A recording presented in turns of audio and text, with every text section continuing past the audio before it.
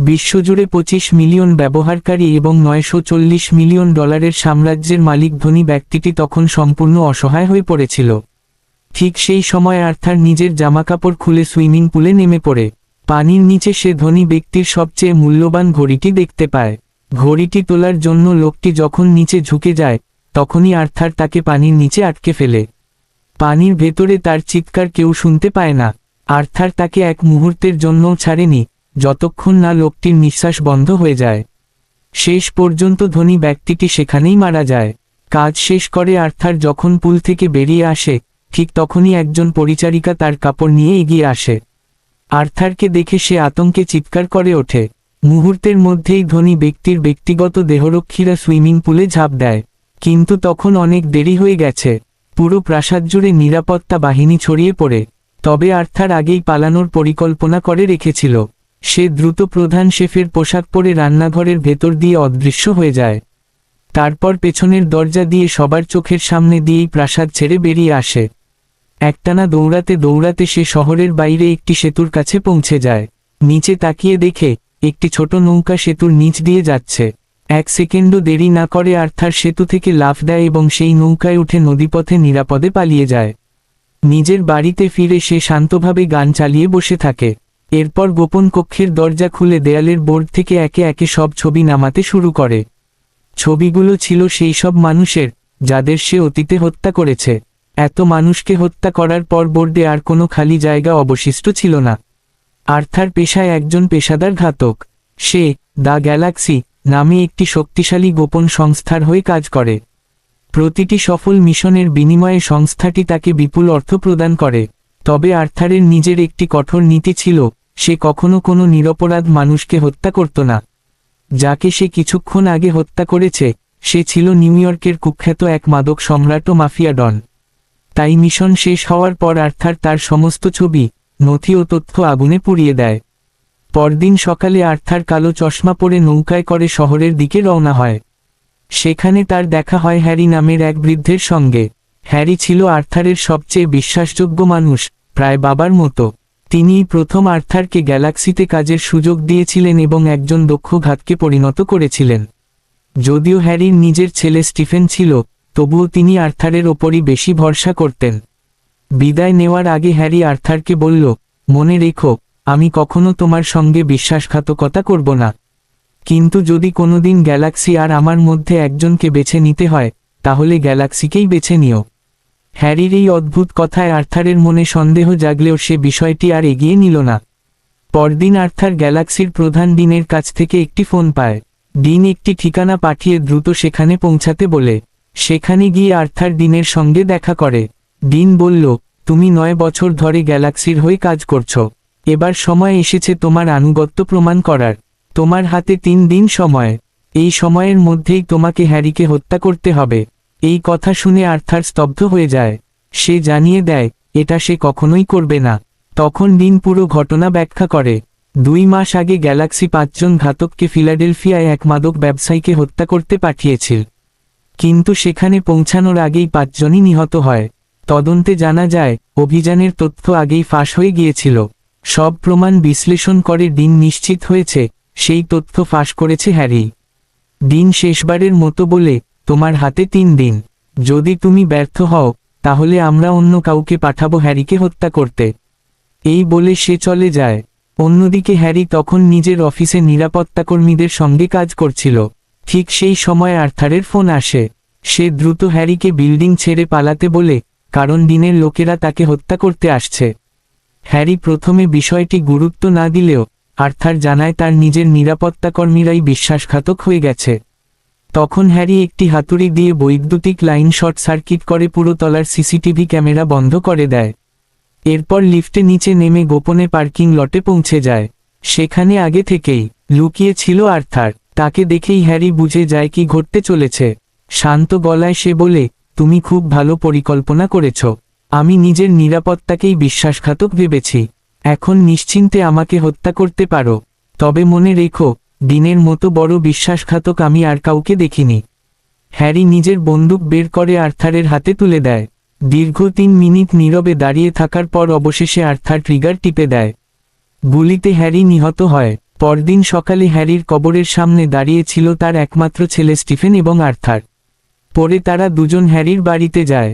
Stephen বলে, আমি এই বাড়িতে থাকতে চাই না।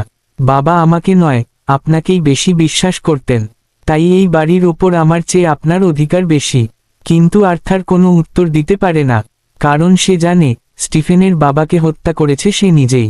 অথচ স্টিফেন এখনও সত্যিটা জানে না। এরপর স্টিফেন অতিরিক্ত মদ্যপান করতে শুরু করে। মাঝরাতে সে গাড়ির কাছে গেলে এক ছিনতাইকারী বন্দুক দেখিয়ে তাকে নামতে বলে। প্রথমে স্টিফেন ভয় পাওয়ার অভিনয় করলেও হঠাৎই সে বন্দুক কেড়ে নিয়ে লোকটিকে মারতে শুরু করে। ঠিক যখন সে লোকটিকে হত্যা করতে যাচ্ছিল তখন আর্থার এসে তাকে থামিয়ে দেয়। এরপর ছিনতাইকারীকে পালিয়ে যেতে বলে এবং স্টিফেনকে গাড়িতে তুলে বাড়ি পৌঁছে দেয়। আর্থার বলে, আগামীকাল আমার সঙ্গে একটি বিশেষ জায়গায় দেখা করবে, তবে শর্ত একটাই, মদ খেয়ে আসবে না। পরদিন স্টিফেন আর্থারের বাড়িতে আসে। সেখানে আর্থার তাকে জানায় এখন থেকে সে তার সঙ্গে কাজ করবে। এই কথা শুনে স্টিফেন ভীষণ খুশি হয়ে যায়, কারণ গ্যালাক্সির হয়ে কাজ করা ছিল তার বহুদিনের স্বপ্ন। এরপর শুরু হয় কঠোর প্রশিক্ষণ। আর্থার তাকে দ্রুতগতিতে গাড়ি চালানো, নিখুঁতভাবে বন্দুক ব্যবহার, বিভিন্ন ওষুধের ব্যবহার এবং বিপজ্জনক পরিস্থিতিতে বেঁচে থাকার কৌশল শেখাতে থাকে। দেখতে দেখতে 4 মাস কেটে যায়। একদিন গ্যালাক্সি আবার আর্থারকে একটি নতুন মিশনের দায়িত্ব দেয়। এবার লক্ষ্য মারিনো নামে এক ব্যক্তি, যে নিজেকে মানুষের ত্রাণকর্তা বলে দাবি করে। ডিন জানিয়ে দেয় এটি হবে আর্থারের জীবনের সবচেয়ে কঠিন অভিযান। কয়েক ঘন্টা পর আর্থার ও স্টিফেন পরিচ্ছন্নতাকর্মীর ছদ্মবেশে মারিনোর ভবনে প্রবেশ করে। ধীরে ধীরে তারা উপরের তলায় পৌঁছে মারিনোর কক্ষের আশেপাশে একাধিক ক্ষুদ্র গুপ্তচর ক্যামেরা স্থাপন করে। এরপর টানা 5 দিন ধরে তারা মারিনোর প্রতিটি কর্মকাণ্ড পর্যবেক্ষণ করতে থাকে। সে কি খায়, কি পরে, কখন ঘুমায় এবং প্রতিদিন কোথায় যায়। সবকিছু খুঁটিয়ে জানার পর তারা 6ষ্ঠ দিনের পরিকল্পনা সম্পূর্ণ করে মেরিনোর অ্যাপার্টমেন্টের দেয়ালের আড়ালে লুকিয়ে পড়ে। এখন শুধু অপেক্ষা, কখন মেরিনো ভেতরে আসবে। সেদিন মেরিনো তার ব্যক্তিগত ডাক্তারের কাছ থেকে প্রতিদিনের মতো ইনজেকশনের ওষুধ নিতে আসে। ডাক্তার ইনজেকশন দিয়ে তাকে একা রেখে বেরিয়ে যেতেই আর্থার ও স্টিফেন সুযোগটি কাজে লাগায়। তারা বেরিয়ে এসে একটি মোটা তার দিয়ে মেরিনোর গলা পেঁচিয়ে শ্বাসরোধ করে হত্যা করে। ঠিক তখনই বাইরে থেকে লোকজন আসার শব্দ শোনা যায়, তাই তারা দ্রুত আবার নিজেদের লুকানোর জায়গায় ফিরে যায়।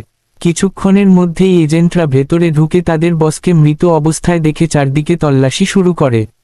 একসময় আয়নার পেছনে লুকিয়ে থাকা আর্থার ও স্টিফেনকে দেখে তারা চমকে ওঠে।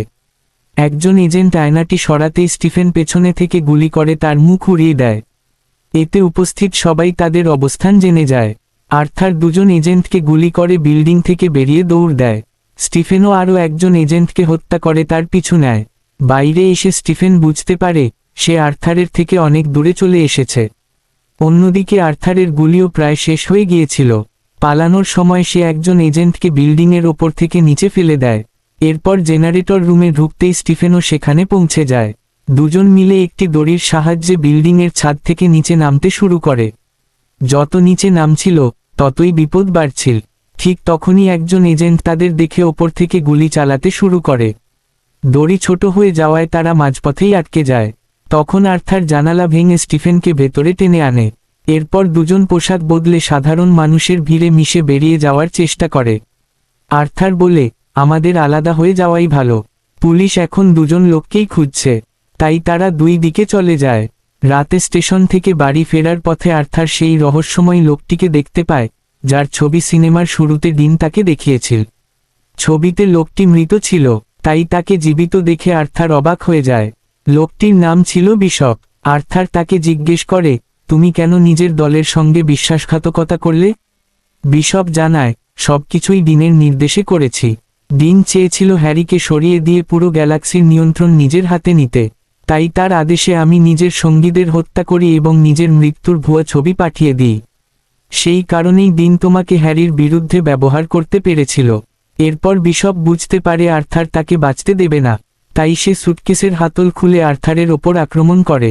2জনের মধ্যে ভয়ঙ্কর লড়াই শুরু হয়। একসময় আর্থার বিশপকে বাসের সামনে ঠেলে দেয়। বিশপ একটি গাড়ির নিচে চাপা পড়ে মারা যায়।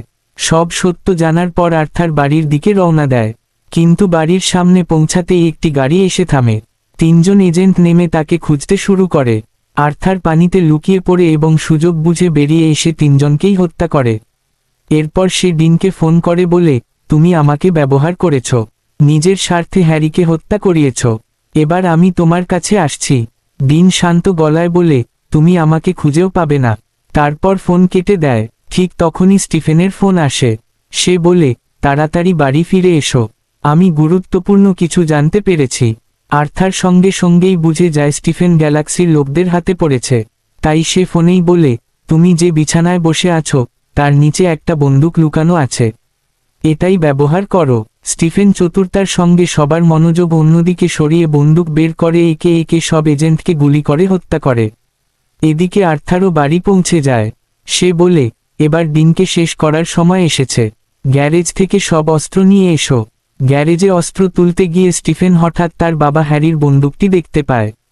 সঙ্গে সঙ্গে সে বুঝে যায় হ্যারিকে হত্যা করেছিল আর্থারই, কারণ হ্যারি একসময় বলেছিল, যদি কেউ আমার সঙ্গে বিশ্বাসঘাতকতা করে আমি এই বন্দুকটাই তাকে দিয়ে যাব।